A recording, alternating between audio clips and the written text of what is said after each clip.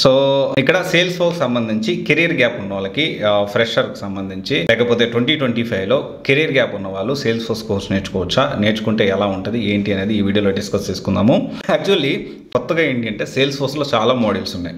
Recent డేస్లో దీంట్లో calls కూడా బాగా వస్తున్నాయి. అయితే కెరీర్ గ్యాప్ వాళ్ళు ఒక టైప్ ఆఫ్ కోర్స్ అంటే సేల్స్ ఫోర్స్లో ఒక టైప్ ఆఫ్ మాడ్యూల్ నేర్చుకోవచ్చు, ఫ్రెషర్స్ ఒక టైప్ ఆఫ్ మాడ్యూల్స్ నేర్చుకోవచ్చు. లైక్ ఇప్పుడు మనం చూసుకుంటే fresher level entry jobs and experience ఇద్దరికి కూడా మనకి ప్రాబ్లం ఉండదు. ఫ్రెషర్ లెవెల్ అంటే డెఫినెట్లీ మనము development, LWC, lightning web component, integrations and API, CPQ వీళ్ళు ఫ్రెషర్స్ నేర్చుకోవచ్చు.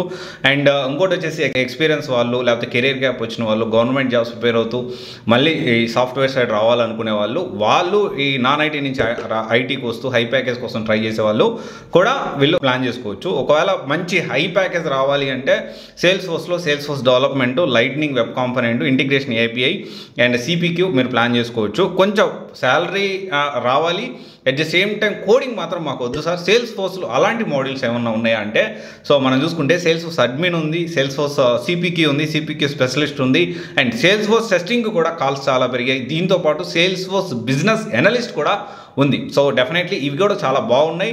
అండ్ కాకపోతే ఇక్కడ ఏంటి అంటే రైట్ స్కిల్స్ ఎవరి దగ్గర నేర్చుకుంటున్నామో, ఎక్కడ నేర్చుకుంటున్నామో దాన్ని బట్టి మనం ప్లాన్ చేసుకుంటే డెఫినెట్లీ మనకి జాబ్ వచ్చేదానికి ఛాన్స్ ఉంది. 2025లో కోడింగ్ తక్కువ ఉండాలి అండ్ మంచిగా కెరియర్ స్టార్ట్ చేయాలి అనుకునే వాళ్ళు డెఫినెట్లీ సేల్స్ ఫోర్స్ని అప్ చేసుకోవచ్చు. సేల్స్ ఫోర్స్లో మనం చెప్పాను కదా, అడ్మిన్తో పాటు అడ్వాన్స్ అడ్మిన్ కూడా వచ్చింది ఇప్పుడు.